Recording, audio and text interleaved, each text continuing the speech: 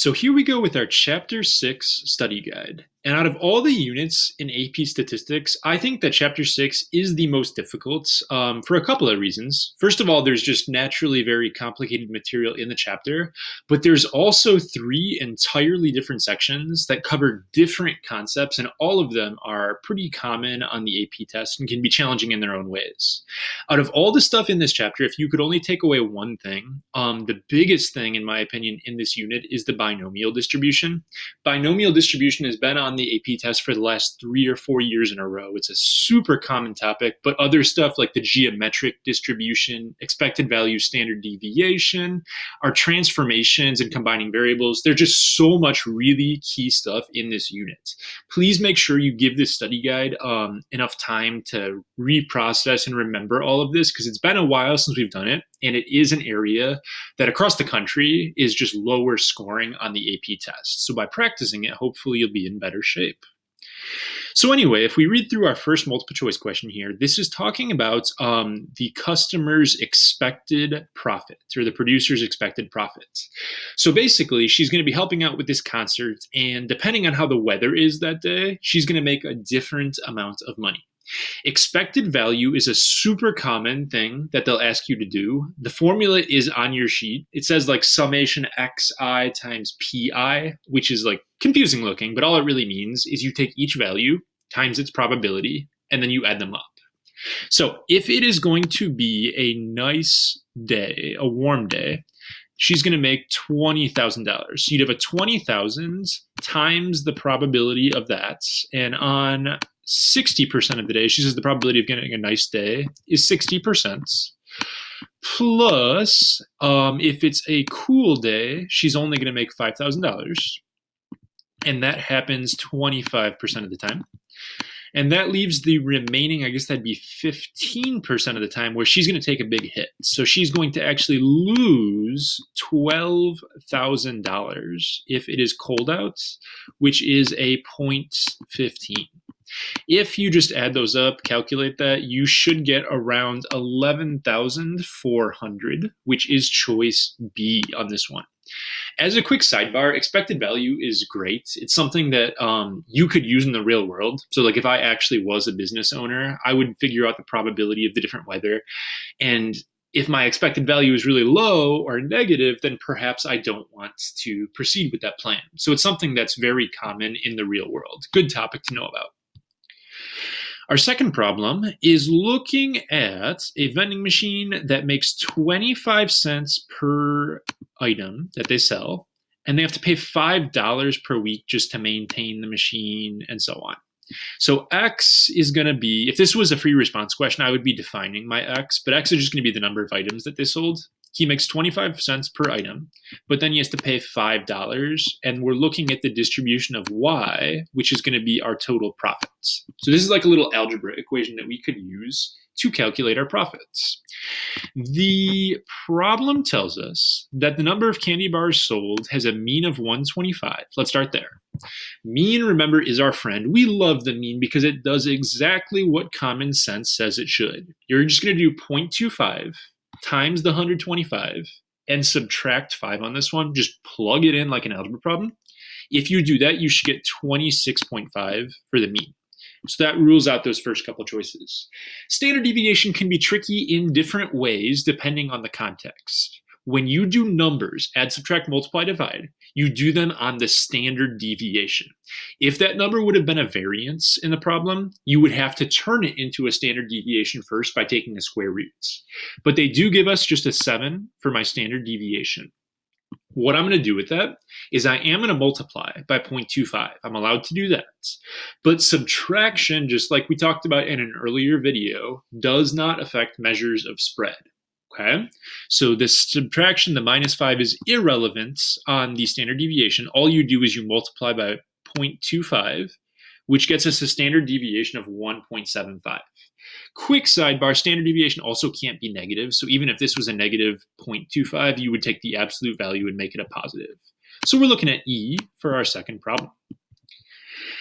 Now, number 2, the one we just did, was called a linear transformation because we multiplied and we subtracted. Add, subtract, multiply, divide are linear transformations. The next question, this third one right here, is not a linear transformation because we have B and we have A, which are two separate random variables. When you smash together random variables and combine those, the rules are going to be different. So our little formula for this one is still B minus, or starts out B minus A. Mean first, and we love the mean. He is our friend. All we're going to do is take the mean of B minus the mean of A, just use common sense. If you subtract those two numbers, you're going to get 1 for your mean. Unfortunately, that doesn't do a lot for us because they all say 1. But then we go to our standard deviation. Now, here's where you have to be able to keep straight the last scenario from this one right here.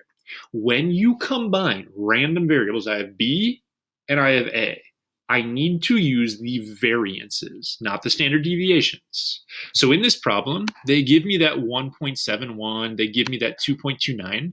Those aren't worth anything for me right now. I need to square those numbers to make them into variances. So your first step is going to be to square them, turn them into variances. And then, even though we are subtracting, you still add the variances together. You add the measures of spread together.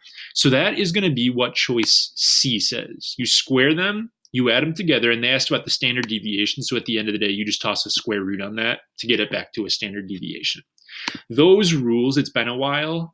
We did practice them way back when, but you've probably are a little fuzzier on the details. So that's something to definitely make sure you're cool with. All right. Next problem right here, we know that 90% of chips at this factory meet the specifications. Every hour, they're going to sample 18 of these chips, and they're going to see how many of them meet the guidelines. They ask for the mean and for the standard deviation of the number of chips that meet guidelines. This is a problem that I would be a little impressed if you, off the top of your head, remembered how to do this one when you were trying these for yourself.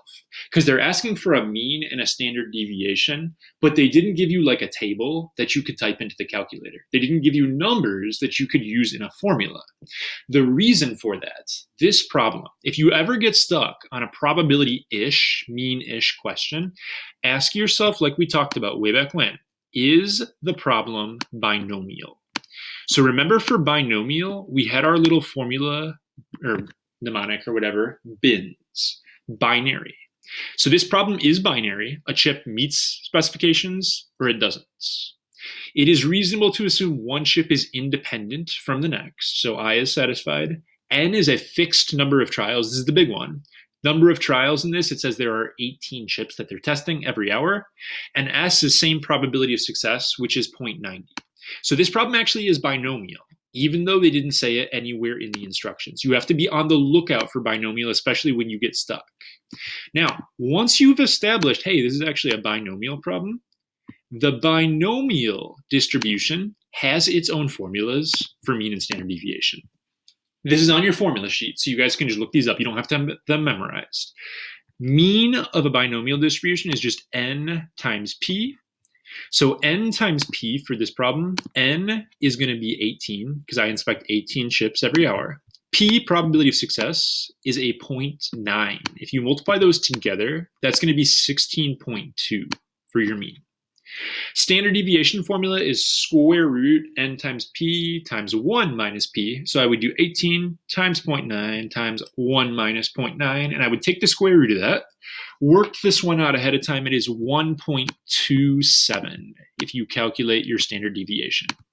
So this problem is tricky just in realizing what you're even supposed to do. The plug and chug isn't that hard, but identifying the problem as binomial is a big deal. Be on the lookout for that when you see a question you don't know how to handle.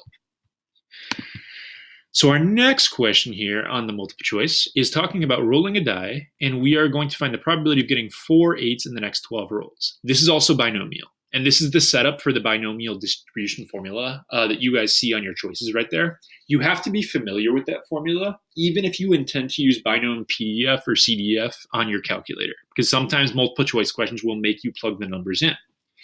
So we have 12 rolls, and we want 4 of them to be 8s. So these first 2 choices are out because we need 12, choose 4 for the beginning. That'll figure out how many combos of that are possible. The probability of getting an 8 on a 10-sided die is 1 out of 10.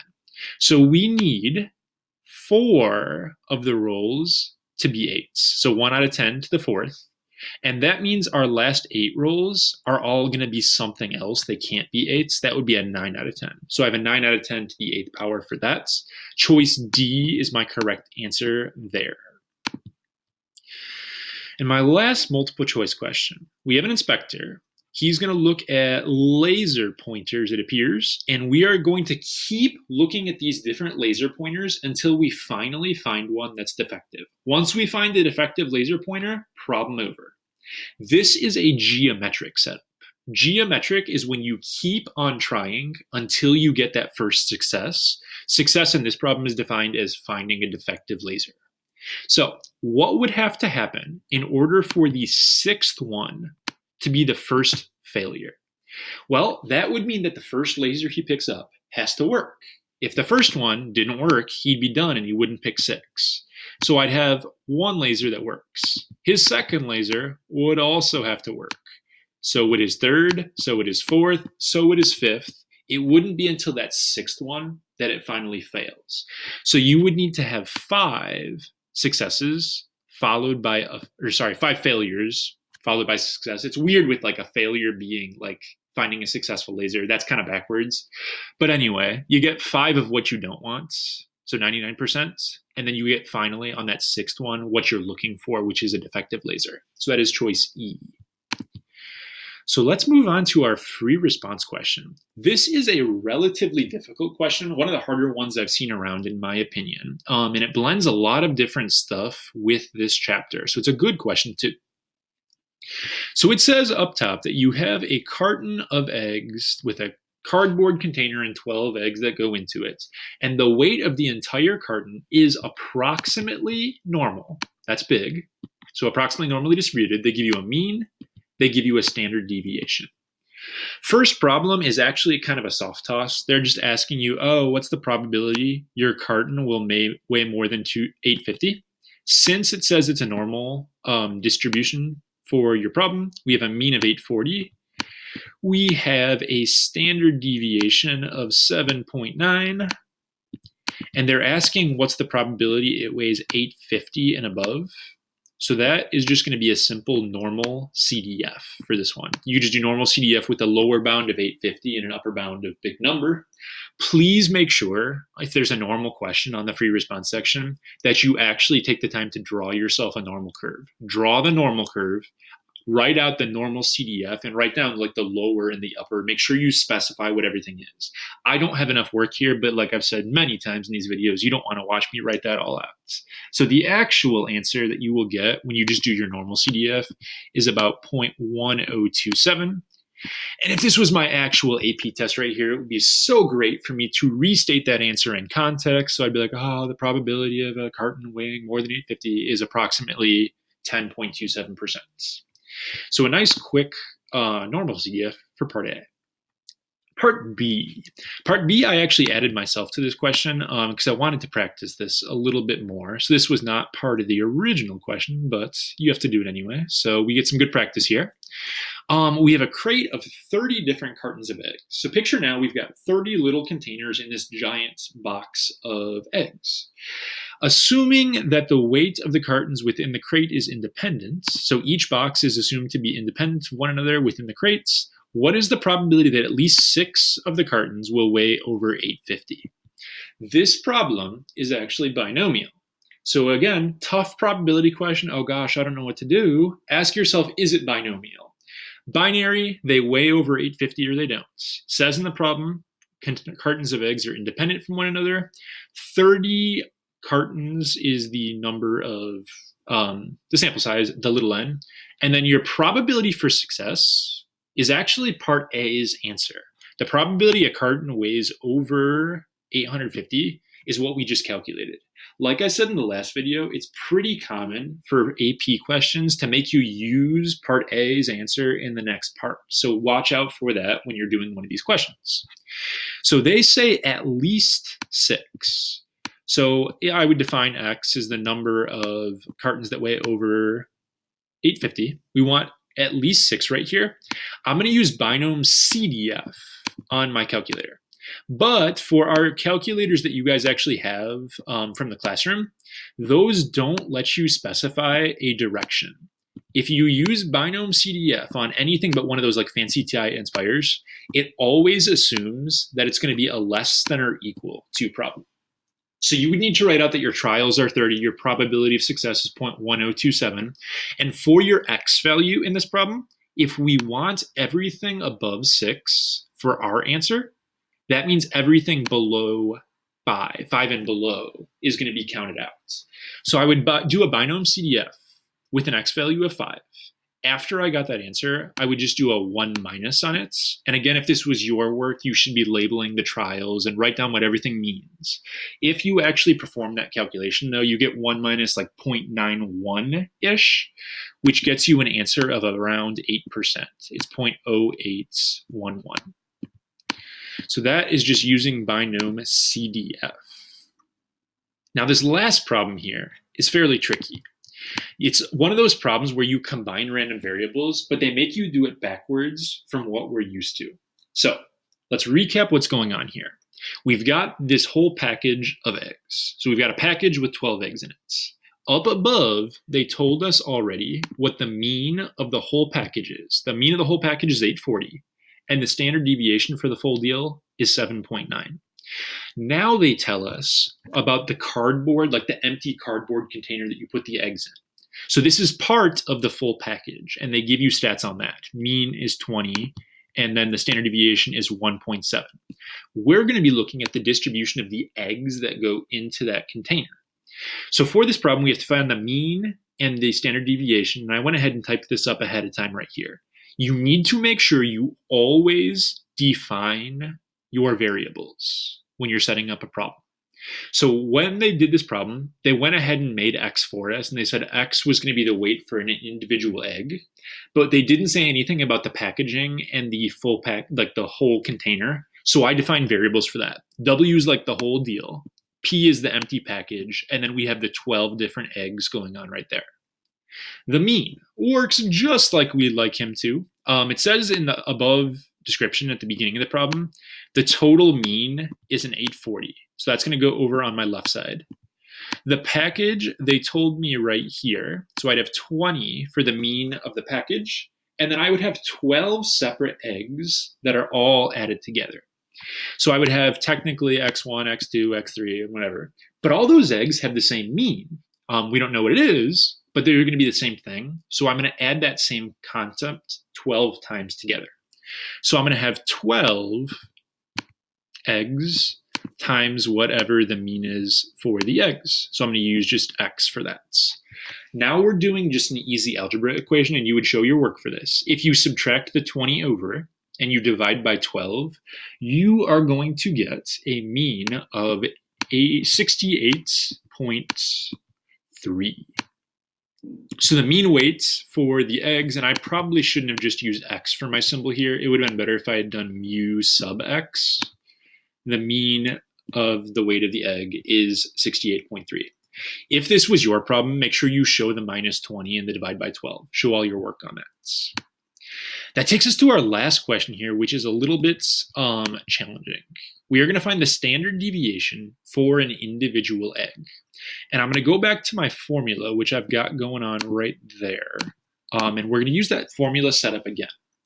Now, I have different random variables. I have my package. I have my egg 1, my egg 2, my egg 3. I have the whole entire container weight. So standard deviation isn't going to help me right now. I'm smashing together different random variables, which means I need to use the variance. So what I'm going to plug into this formula is just the variances that I know. They tell me way back when that the full container has a standard deviation of 7.9. So I'm going to square that. 7.9 squared is 62.41. That is the variance for my entire container. That's the variance for everything. So that's my left side. My open package, my empty package, has a standard deviation of, it was like 1 point something, 1.7. So I would do a 1.7 squared, which is 2.89. So this is the variance for my empty package. Please show that work. So have a 1.7 squared equals and stuff like that when you set this up.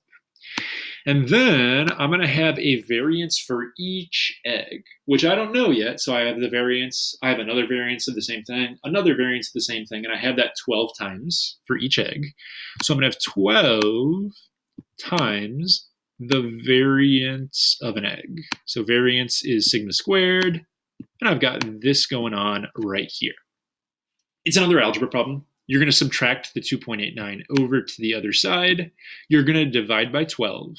And after you do all that, you're going to get the variance is equal to, it is 4.96, if you just do your algebra. So 4.96 is great, but they asked for the standard deviation. Showing that work, I would just do square root 4.96. And then the answer for the actual problem right here is 2.23. So you need to kind of work backwards on this one, which makes it fairly challenging. This is a reasonably tough AP question right here, but it's good content to practice, which is why I wanted to make sure we did this one together. Over the past couple of years, the binomial distribution has been really big. So 2020 kids, I wouldn't be surprised, or 2021, whatever. It's been a few years since we've seen a geometric problem appear. So that would be something that I think you might eventually see on the AP test in the near future. You guys will get to practice that. That pops up in our next question right there, which you guys will do individually. So make sure you try that up. Make sure you finish up all of your vocab at the top. And let me know if you guys have any questions or want more practice on Chapter 6.